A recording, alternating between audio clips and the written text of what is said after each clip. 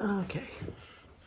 Sorry, I'm messing with the thing. My phone's being weird. Okay, so to dive back in. So yeah, so then what happened was, so you gotta ask then, where did this whole concept of the Palestinian people and all of that even come from? So I mentioned earlier, in the 1970s, Yasser Arafat, who was the founder of the Palestinian Liberation Organization, which now runs the West Bank, i.e. Judea and Samaria, but they've changed their name to Fatah now. But historically they were PLO, Palestinian Liberation Organization.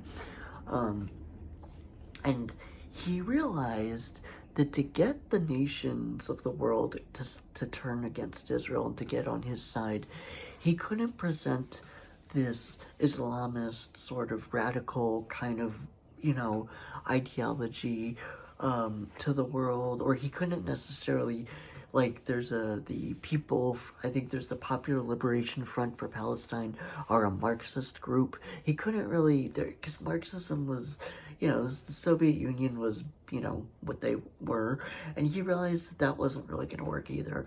So what he realized had to be done was, he looked to the West, and he saw all these liberal causes coming out and fighting for indigenous people's rights, for Native Americans, for, the people of India had risen up against the British, not in the 60s and the 50s, but he saw that it became this sort of cultural milieu, if you will, almost like trendy and like cool to stand up for oppressed people and for their rights. And he realized that was the key. So he, over time, orchestrated with other people and multiple other organizations from all around the world.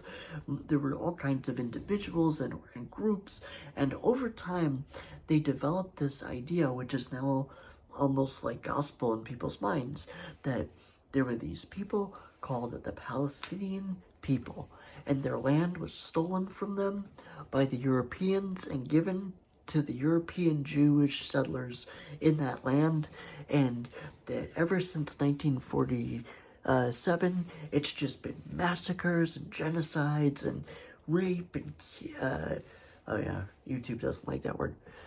Okay, so sorry, grapes, and just expulsions and horror, when in reality none of that is true. There's this whole mystique that's been developed. I heard one person say, at one time, Palestine was the intellectual hub of the Arab world. All the Arabs all the people in the Arab world that wanted to, get a high degree, fancy university would go to Palestine, where the intellectuals were. Not only is there not a shred of evidence for that, but let me ask you,